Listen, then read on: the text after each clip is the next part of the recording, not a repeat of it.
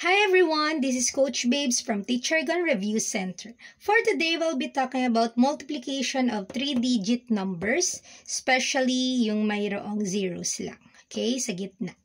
So we have here the old way, the standard method, and the new trick, or we call it the math trick. We'll start with the old way. So we have 507 times 403. So we'll start with 3 times 7, that's 21. Carry 2.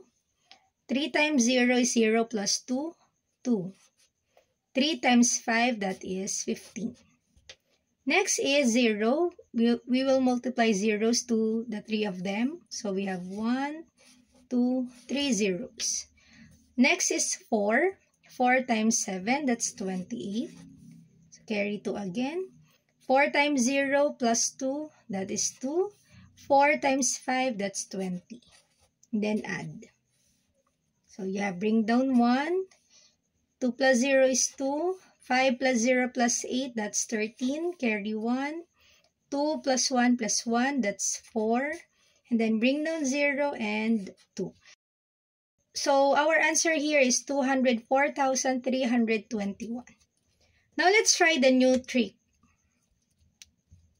So here, since tatluhan siya, we'll start with this one.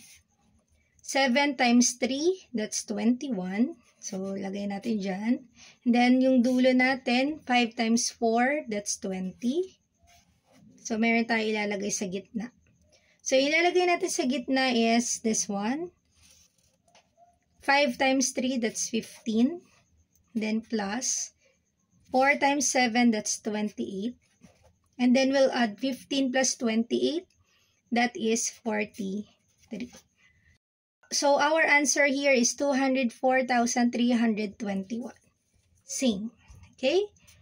So, it's up to you po kung ano mas madali sa inyo. You can try this on your own. 405 times 104. Now, it's up to you kung ano po ang gusto nyong i-apply. Just comment down your answer on our comment section. Thank you. Bye-bye.